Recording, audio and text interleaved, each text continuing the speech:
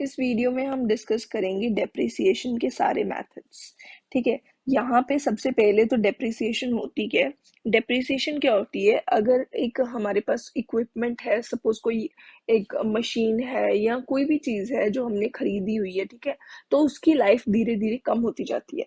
या फिर हमारे पास कोई घर या कुछ भी हो सकता है, ठीक है, तो हर चीज़ की लाइफ धीरे धीरे कम होती जाती है। तो हर साल उसकी क्या वैल्यू कम हो रही है, कितनी वैल्यू कम हो रही है, उसको बोल देते हैं डेप्रिसिएशन। ठीक है, हर साल जितनी वैल्यू डिक्रीज हो रही होगी उसको डेप्रिसिएशन बोल देंगे। ठीक है, तो इसके कुछ मेथड्स होती हैं। सबसे पहला मेथड है स्ट्रेट लाइन मेथड। ठीक है, स्ट्रेट लाइन मेथड में क्या होता है, डेप्रिसिएशन एक कांस्टेंट रेट से कम हो रही होती है।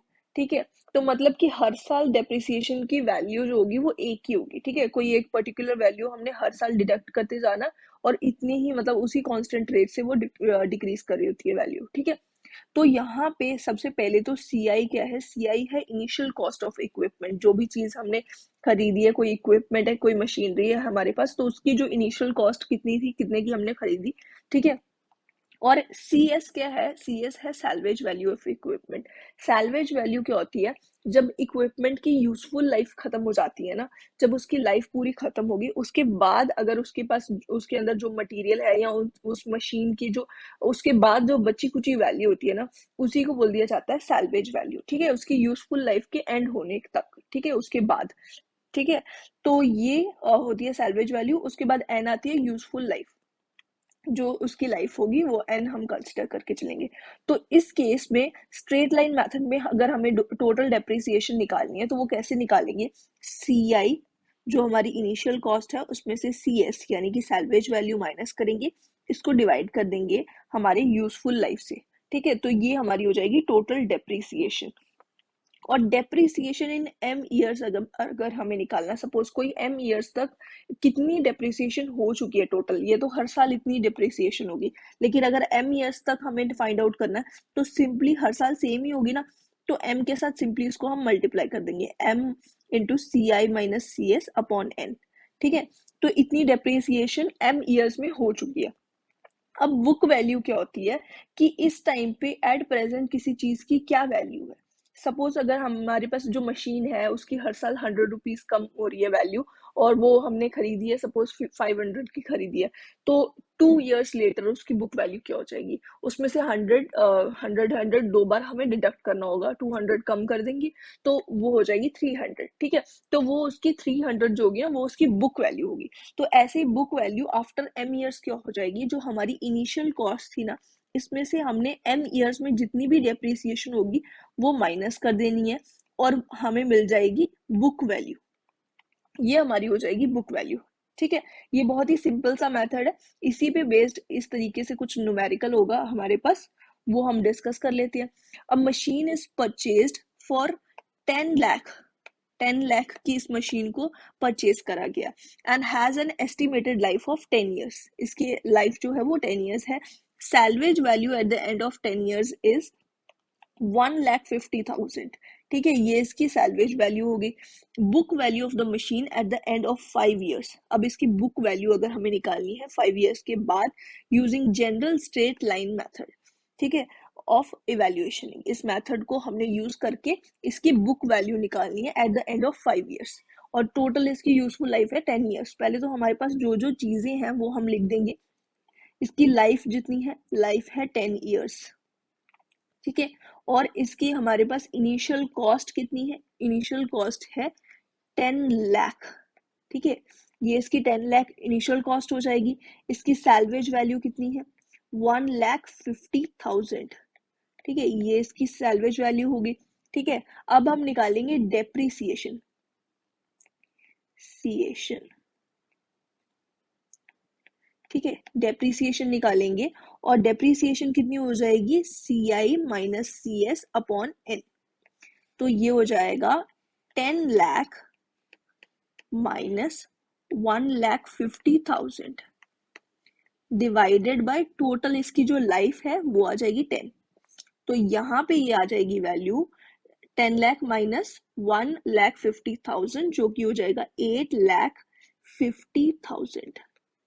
ठीक है, ये हमारे पास आया डिवाइडेड बाय 10, तो इसकी वैल्यू यहाँ से आ जाएगी 85,000, ठीक है, 85,000 हो जाएगी, ये डेप्रिसिएशन होगी, हर साल इतनी डेप्रिसिएशन होगी। अब हमें निकालनी है बुक वैल्यू। अब हम क्या कर सकते हैं, अगर हमें बुक वैल्यू फिफ्थ ईयर के लिए पूछेगी ये बुक वैल्यू, ठीक है, बुक वैल्यू फिफ्थ ईयर के लिए पूछेगी तो हम डायरेक्टली बुक वैल्यू का फॉर्मूला लगा सकते हैं कि हमारी जो इनिशियल कॉस्ट थी उसमें से हमें m टाइम्स, यहाँ पे m की वैल्यू क्या है, यहाँ पे m की वैल्यू है हमारे पास 5, तो हम डायरेक्टली 5 लिख देते हैं, CI minus CS upon N, ठीक है, जो कि हम ऑलरेडी निकाल चुके हैं। ये आ जाएगा हमारे पास 10 लाख माइनस 85,000 इंटू 5, ये आ जाएगा हमारे पास 5,75,000। ये हमारे आ जाएगी book value eight the end of 5 years। इसके बाद हमारे पास है डिक्लाइनिंग बैलेंस मेथड। ये जो मेथड है इसमें हमने रेट ऑफ डेप्रिसिएशन जो है वो दी जाती है, आई से इसको हम डिनोट करते हैं, फ्रैक्शंस में होती है ये, यानी कि अगर 20% दिया गया है तो ये हो जाएगा 20/100, या फिर 1/5 लिख सकते हैं इसको, या फिर ये अगर डेसिमल्स में लिखना है तो 0.2 हो जाएगा। इस तरीके से आई की वैल्यू हो सकती है, सपोज ऐसे हमने ले लिया 20%, ठीक है, तो आई की वैल्यू दी जाएगी और उससे हम निकाल सकते हैं डेप्रिसिएशन। जैसे हम फर्स्ट ईयर के लिए अगर हमें निकालना है, मतलब कि फर्स्ट पीरियड कोई भी हो सकता है, ईयर्स में ले सकते हैं, जनरली हम ईयर में ही लेते हैं, ठीक है, तो ये डेप्रिसिएशन हो जाएगी फर्स्ट पीरियड के लिए। जो इनिशियल कॉस्ट है मशीन की, जो भी हमने जिसके लिए हम निकाल रहे हैं मशीनरी की, जो भी हमारी इनिशियल कॉस्ट है उसके साथ हमने रेट ऑफ डेप्रिसिएशन को मल्टीप्लाई कर देना, तो हमें डेप्रिसिएशन मिल जाएगी फर्स्ट पीरियड की, ठीक है। उसके बाद आएगी हमारे पास बुक वैल्यू। फर्स्ट ईयर के लिए बुक वैल्यू हो जाएगी हमारी जो इनिशियल कॉस्ट है इसमें से हम डेप्रिसिएशन माइनस कर देंगे, ठीक है, depreciation for the first year जो थी, ठीक है, तो ये आ जाएगा CI minus CI times I, ठीक है, ये हमारे पास हो जाएगी CI, अगर हम कॉमन निकालते हैं तो 1 माइनस आई। ये आ गई हमारी फर्स्ट ईयर की book value. Book value for the second year हो जाएगी CI, जो कि हमारी इनिशियल कॉस्ट है, टाइम्स 1 माइनस आई की पावर में 2। Book value for the third year हो जाएगी CI टाइम्स 1 माइनस आई की पावर में 3, ठीक है। और सेम वे में अगर हमें बुक वैल्यू टू nth वाली, जो हमारे सपोज n इसकी लाइफ, यूजफुल लाइफ जो है n ईयर्स है अगर मशीनरी की, तो हमारे पास ये आ जाएगा CI टाइम्स 1 माइनस आई की पावर n। और ये जो यूजफुल लाइफ जो है इसकी खत्म हो चुकी है, उसके बाद हमने बुक वैल्यू निकाली है, ठीक है, तो ये हो जाएगा, यही हो जाएगा अब बुक मतलब इसकी जो यूजफुल लाइफ थी वो खत्म होगी, उसके बाद जो लास्ट वाली बुक वैल्यू होगी ना वही सैल्वेज वैल्यू के बराबर हो जाती है, ठीक है, तो हम इसको CS से इक्वेट कर देंगे। तो हम यहाँ से, आप अगर देख सकते हो तो हम यहाँ से क्या निकाल सकते हैं, इस जगह से हम आई की वैल्यू निकाल सकते हैं, आई यानी कि रेट ऑफ डेप्रिसिएशन की वैल्यू निकाल सकते हैं, जो कि हमारे लिए क्या हो जाएगी, आई की वैल्यू कैसे आएगी, 1 माइनस आई की पावर में n है ना, ये इसको हमने रीअरेंज करना है, CI अपॉन CS लिख दिया मैंने इसको, ठीक है, और इसी को मैं लिख सकती हूँ 1 minus I is equals to CS upon CI, इसकी होल पावर में 1/n, दोनों साइड मैंने 1/n लगाया, तो यहाँ पे अगर n था और इसको हमने 1/n पावर लगा दी तो इसकी वजह से ये कैंसिल हो गया और यहाँ पे 1 ही आ गया, ठीक है, तो 1 minus I is equals to CS upon CI की पावर में 1 माइनस n आया, और यहीं से आ जाएगी आई की वैल्यू हो जाएगी 1 माइनस CS अपॉन CI, इसकी पावर में 1/n, ठीक है, ये हमारी हो जाएगी डेप्रिसिएशन की रेट इस वाले मेथड से, ठीक है। तो अब इस पे बेस्ड एक न्यूमेरिकल हम लोग कर लेते हैं।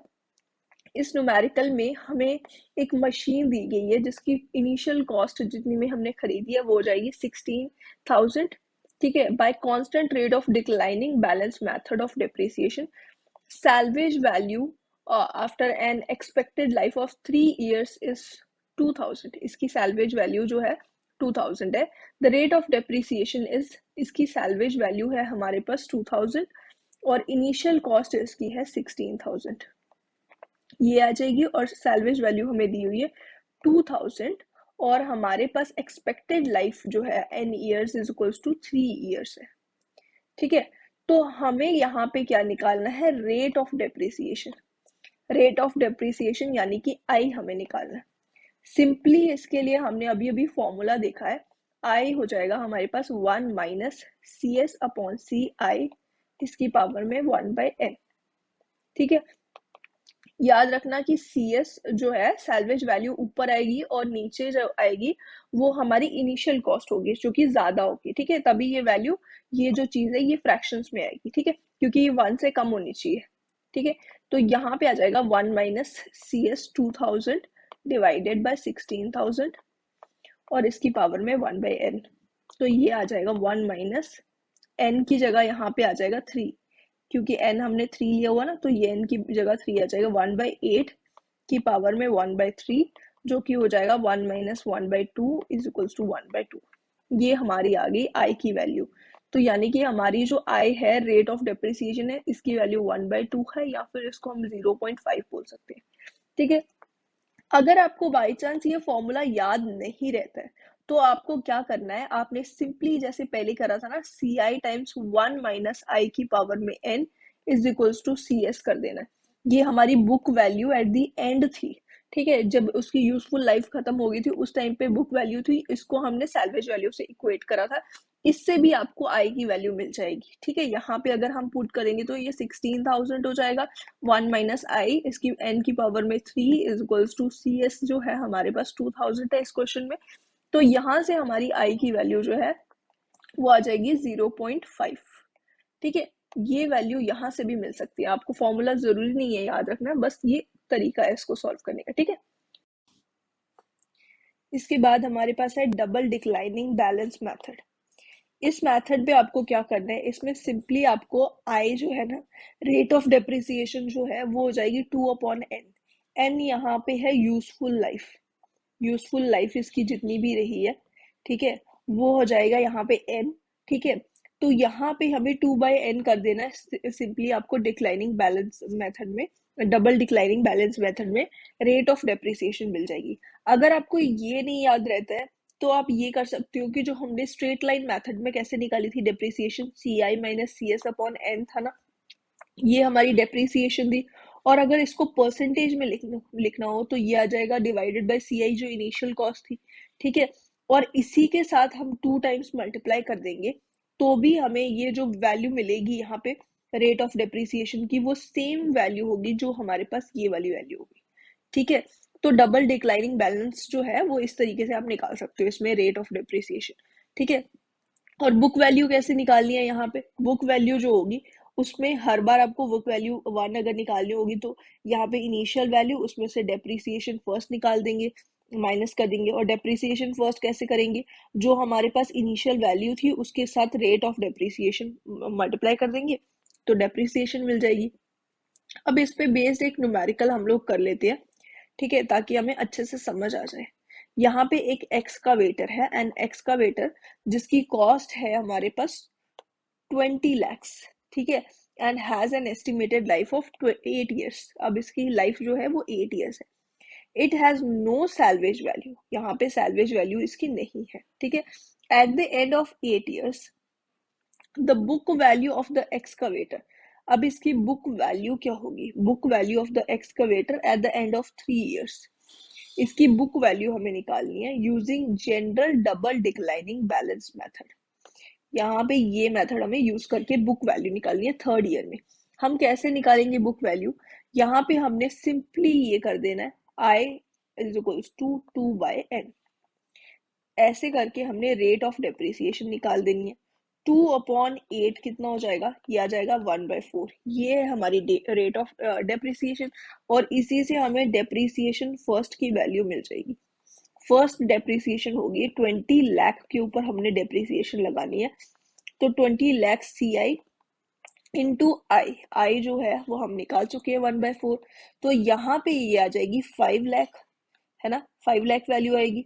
20 लाख डिवाइडेड बाय 4, ये आ गई 5 लाख। ये हमारी होगी डेप्रिसिएशन फर्स्ट। और अब हम क्या करेंगे, बुक वैल्यू निकालेंगे फर्स्ट वाली। बुक वैल्यू कैसे आएगी, जो हमारे पास इनिशियल वैल्यू थी ठीक है, इस वाली इनिशियल वैल्यू को 20 लाख जो हमारे पास वैल्यू है इसमें से हम डेप्रीसिएटेड वैल्यू माइनस कर देंगे, तो ये आ जाएगी book value eight the end of first year, जिसकी वैल्यू हो जाएगी 15 लाख। ठीक है, 5 लाख इसमें से 20 लाख में से माइनस किया तो 15 लाख हो गया। फिर उसके बाद हम फिर से डेप्रीसिएशन जो वैल्यू है सेकेंड ईयर के लिए निकालेंगे। डेप्रीसिएशन अब सेकेंड ईयर के लिए जब वैल्यू निकालेंगे ना, तो हम इस वाली बुक वैल्यू जो है इसके साथ हम लगाएंगे रेट ऑफ डेप्रीसिएशन, यानी कि 1/4 हम किसके साथ मल्टीप्लाई करेंगे, 15 लाख के साथ मल्टीप्लाई करेंगे। ठीक है, तो हमें मिल जाएगी डेप्रिसिएटेड वैल्यू जो कि हमारे पास हो जाएगी 3,75,000। ठीक है, ये हमारी होगी value, depreciated value second year में। अब हमारे पास है डेप्रिसिएटेड वैल्यू, तो book value eight the end of second year हमारे पास हो जाएगी जो इनिशियल कॉस्ट है। अब इनिशियल कॉस्ट हमारी क्या हो जाएगी, 15 लाख। 15 लाख में से हमें माइनस करना है 3,75,000। ठीक है, और इसकी वैल्यू आ जाएगी 11,25,000। ठीक है, तो ये हमारी आ गई book value eight the end of second year. अब हम डेप्रिसिएशन निकालेंगे eight the end of third year. अब थर्ड ईयर के लिए डेप्रिसिएशन के लिए हमें जो वैल्यू लेनी है इनिशियल वैल्यू, अब हम फिर से बुक वैल्यू सेकेंड वाली ले लेंगे 11,25,000 और इसको मल्टीप्लाई करेंगे 1/4 से, रेट ऑफ डेप्रिसिएशन से। ये आ जाएगा 2,81,250। ठीक है, ये हमारी आ गई depreciated value eight the end of third year. Third year में इतनी डेप्रिसिएशन हुई है। ठीक है, book value eight the end of third year कितनी होगी, 11,25,000 माइनस जो हमारी डेप्रिसिएटेड वैल्यू थी थर्ड ईयर में, ये था 2,81,250। ठीक है, ये माइनस करेंगे तो हमारे पास आएगा 8,43,750 हमारी आ गई book value eight the end of third year. इस तरीके से आपको ये न्यूमेरिकल निकालना है और यहाँ से आपको डबल डिक्लाइनिंग बैलेंस के लिए हमारी जो बुक वैल्यू मिल गई थर्ड ईयर के लिए। ठीक है, इसके बाद हमारे पास है फोर्थ मेथड जिसका नाम है सम ऑफ ईयर डिजिट मेथड। ये जो मेथड है, यहाँ पे हमें क्या करना होता है, ईयर्स जितने भी हमें यूजफुल लाइफ दी है, यहाँ पे सपोज हमें 5 ईयर्स यूजफुल लाइफ दी होती, ठीक है, तो इन सब का सम करना है पहले, तो सम ऑफ ईयर डिजिट। तो यहाँ पे सम ईयर का सम कर दिया हमने, ये 5 तक सम करेंगे तो 15 आ गया। ठीक है, फिर उसके बाद हमें निकालना है डेप्रिसिएशन फैक्टर।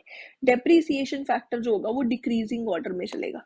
ठीक है, तो फर्स्ट ईयर के लिए डेप्रिसिएशन फैक्टर जो होगा ना, वो हो जाएगा जो लास्ट ईयर का नंबर होगा ना डिवाइडेड बाय द होल सम। ठीक है, तो 5 डिवाइडेड बाय 15 हो जाएगा। सेकेंड वाले के लिए एक डिजिट कम, 4/15 हो जाएगा। थर्ड वाले के लिए 3/15, फोर्थ के लिए 2/15 और ऐसे करके 1/15 हो जाएगा लास्ट वाले के लिए।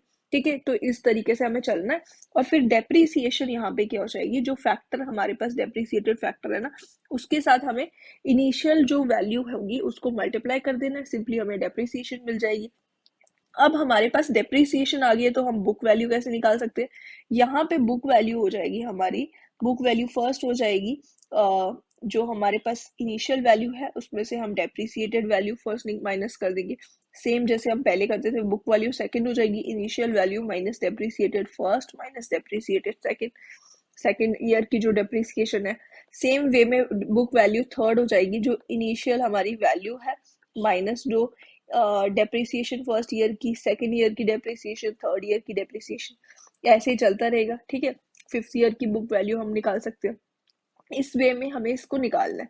अब यहाँ पे एक चीज मैं आपको बता देती हूँ कि यहाँ पे हमने CI सिर्फ लिखा है, अगर हमारे पास सैल्वेज वैल्यू, इस चीज में हमने कंसिडर करी है कि सैल्वेज वैल्यू 0 है।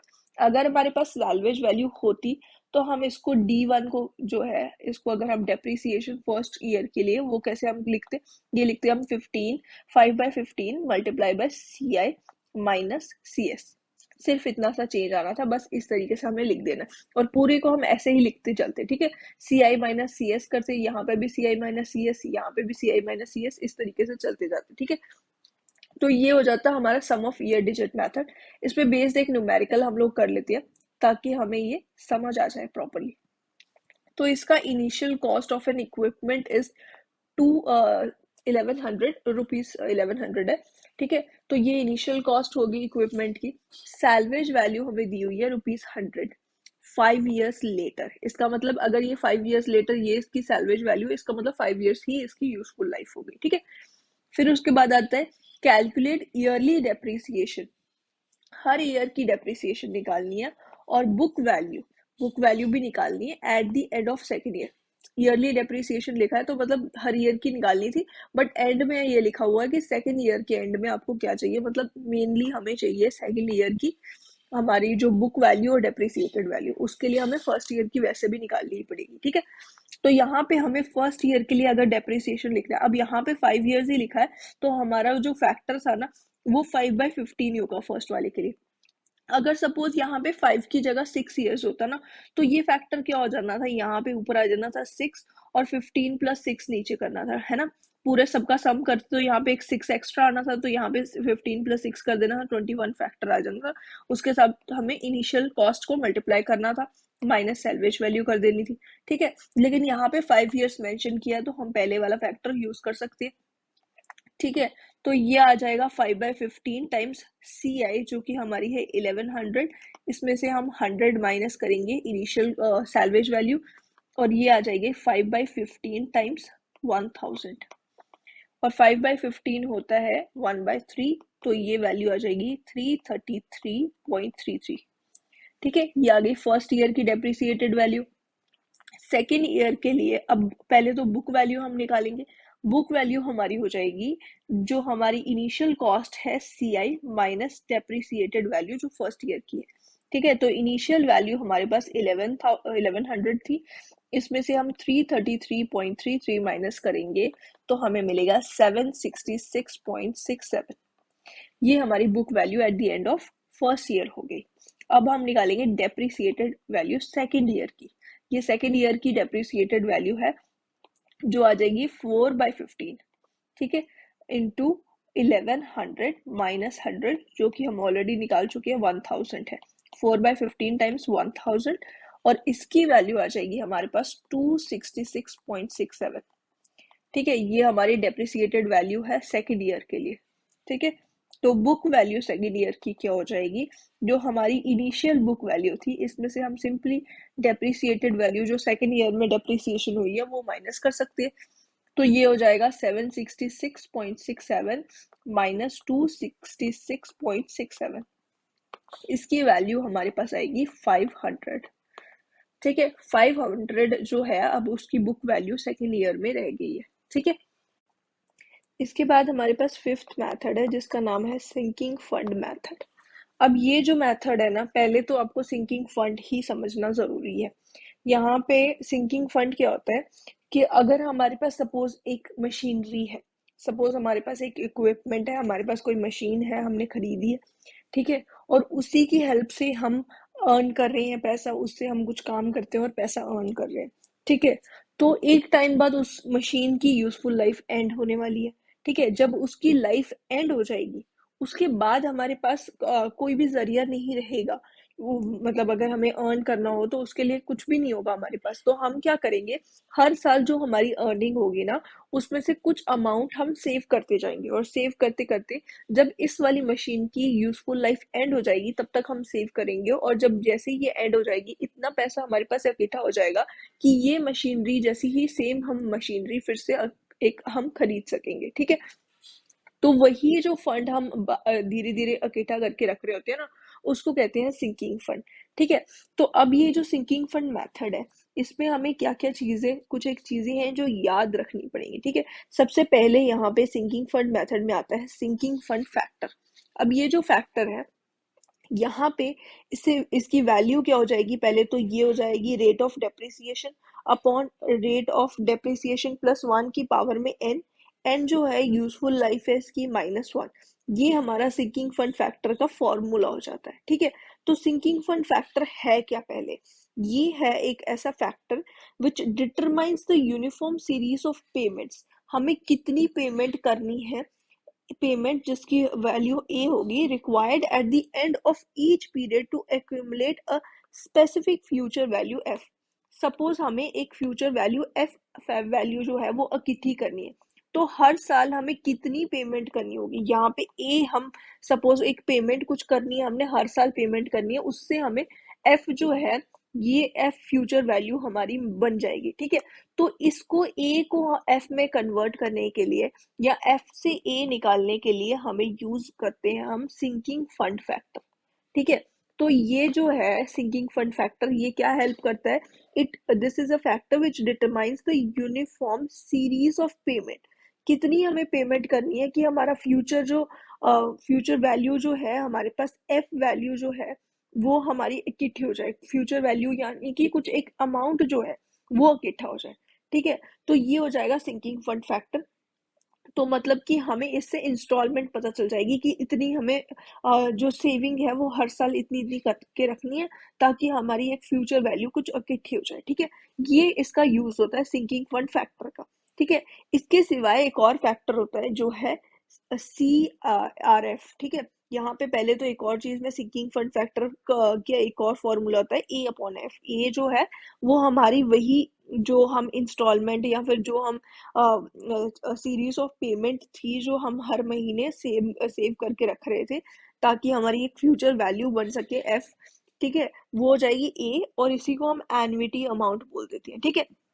और एफ हो जाएगी हमारी फ्यूचर वैल्यू, ठीक है। तो ये सिंकिंग फंड फैक्टर का फॉर्मूला हो जाएगा A/F, ठीक है। ये भी इसका एक फॉर्मूला हो जाएगा। फिर उसके बाद आती है कैपिटल रिकवरी फैक्टर।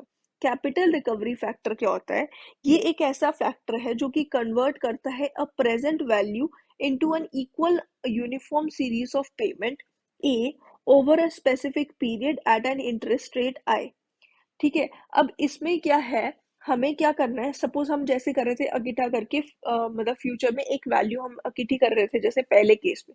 अब हम क्या करते हैं, हमारे पास कोई एक चीज है जो जिसका मतलब सपोज इतने पैसे की है, हमारे पास कुछ एक मनी है, ठीक है।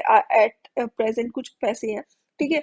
उसको हमने लिया है, किसी से बोरो करे हैं कुछ पैसे, ठीक है। तो हमें कितने उसको कितनी इंस्टॉलमेंट में कितना अमाउंट उसको एक एक करके देना है उस रिटर्न करने के लिए कि वो लास्ट में उसका मतलब रिटर्न हो जाए पूरी अमाउंट, ठीक है। तो कितना हमें अमाउंट धीरे धीरे देना है, वही हमारा उस चीज को कन्वर्ट करने के लिए ये काम आता है कैपिटल रिकवरी फैक्टर। मतलब कितना हमें अमाउंट देना पड़ेगा, एक प्रेजेंट वैल्यू जो है उसका कितना इंस्टॉलमेंट में कितना हमें एग्जैक्ट अमाउंट देना होगा, uniform series of equivalent uniform series of payment हमें कितनी करनी पड़ेगी, वो निकालने के काम आता है कैपिटल रिकवरी फैक्टर, ठीक है।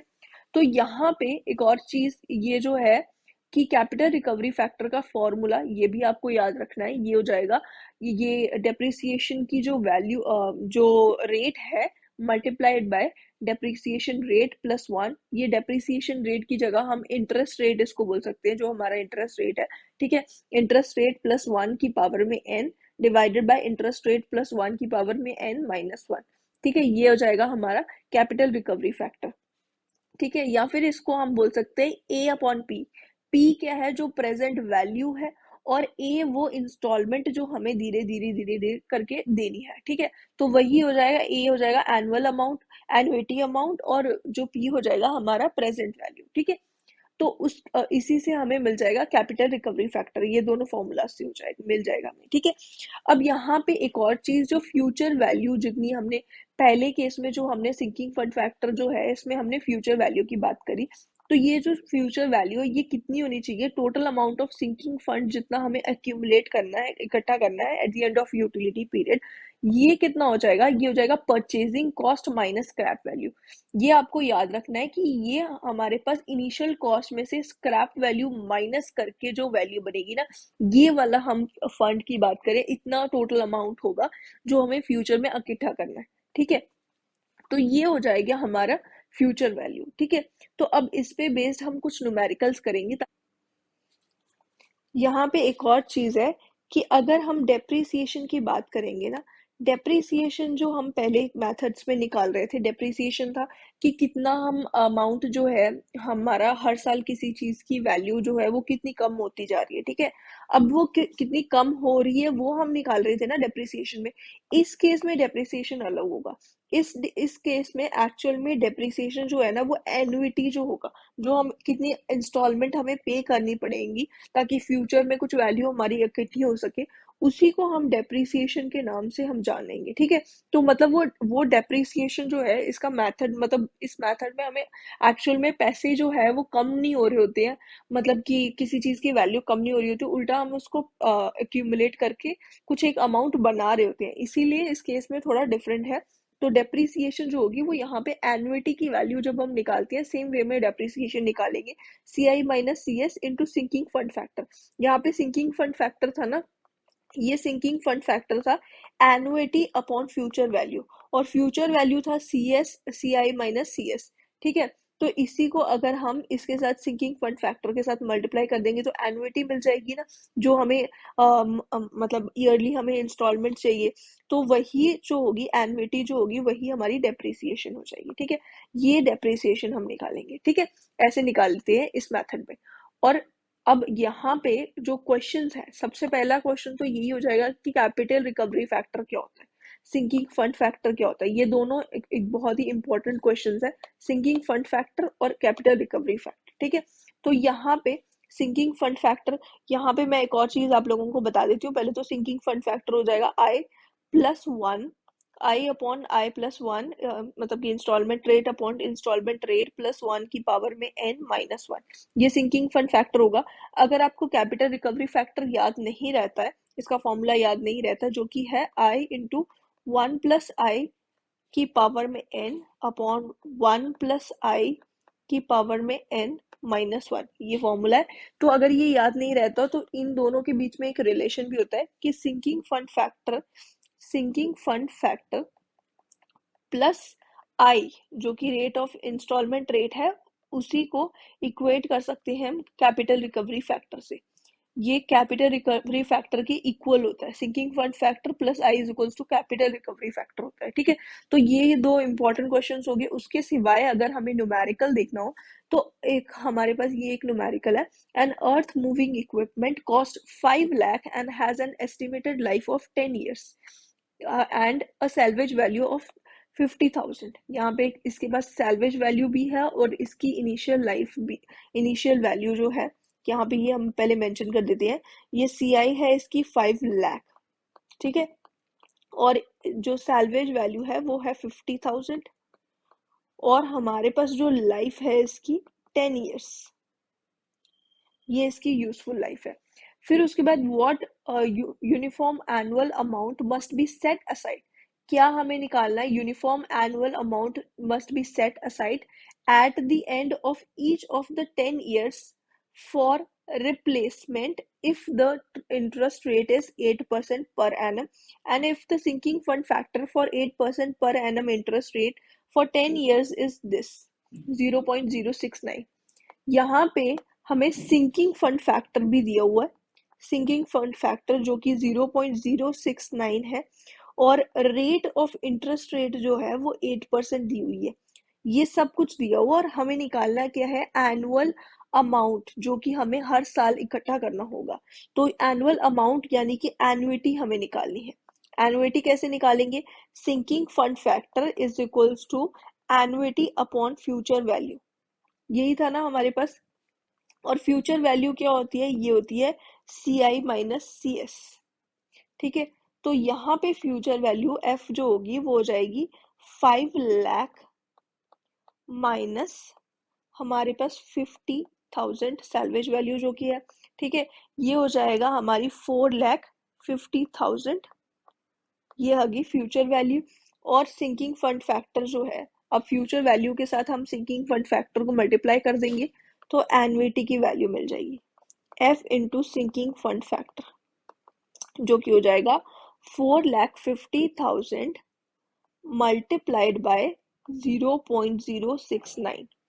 इसकी वैल्यू हमारे पास आ जाएगी, ये हो जाएगा 31,050, ठीक है। ये हमारी होगी एनुअल इंस्टॉलमेंट जो हमें पे करनी होगी हर साल, ठीक है, सेव करके रखनी होगी हर साल, ठीक है। तो यहाँ पे एनुइटी जो है ये हमने निकाली है। अब यहाँ पे एक और चीज याद रखना कि ये एनुइटी ही डेप्रिसिएशन है, ठीक है। अब दूसरी बात, और एक क्वेश्चन हम देख लेते हैं। यहाँ पे a machine cost rupees 20,000 and its useful life is 8 years, इसकी लाइफ है 8 years। The money is borrowed at 8% interest, 8% interest पे हमने मनी बोरो करी है per annum. The capital recovery factor at 8% interest per annum for 8 years is this, capital recovery factor भी दिया हो। Annual equipment cost for the machine will be, annual equipment cost क्या होगी उसकी, ठीक है। उसकी मशीन की कॉस्ट दी हुई है हमें, ये दी हुई है मशीन कॉस्ट 20,000, ठीक है। ये हो जाएगी हमारी इनिशियल कॉस्ट जो कि CI होती है, ठीक है। और हमें क्या दिया है, इसकी लाइफ दी हुई है 8 years, ठीक है। अब इसका इंटरेस्ट रेट यानी कि आई जो है वो 8% दी हुई है, और कैपिटल रिकवरी फैक्टर दिया हुआ है हमें जो कि हमारे पास है 0.174। एनुअल इक्विपमेंट कॉस्ट निकालनी है। कैपिटल रिकवरी फैक्टर क्या था हमारे पास, ये था A/P, present value, annuity upon present value. Annual equipment cost निकालनी है जो कि हमारी हो जाएगी एन्युटी, तो हमें एन्युटी निकालनी है फॉर द प्रेजेंट वैल्यू, और उसके साथ हम मल्टीप्लाई कर देंगे कैपिटल रिकवरी फैक्टर, ठीक है। तो प्रेजेंट वैल्यू हमें पता है 20,000, इसके साथ हम मल्टीप्लाई कर देंगे सिंपली हमारा कैपिटल रिकवरी फैक्टर, तो हमें मिल जाएगी एनुअल इंस्टॉलमेंट जो कि हो जाएगी एनुअल इक्विपमेंट कॉस्ट जो कि हो जाएगी हमारी एन्युटी, और ये यहाँ पे वैल्यू आएगी 3,480, ये हमारा आंसर हो जाएगा, ठीक है।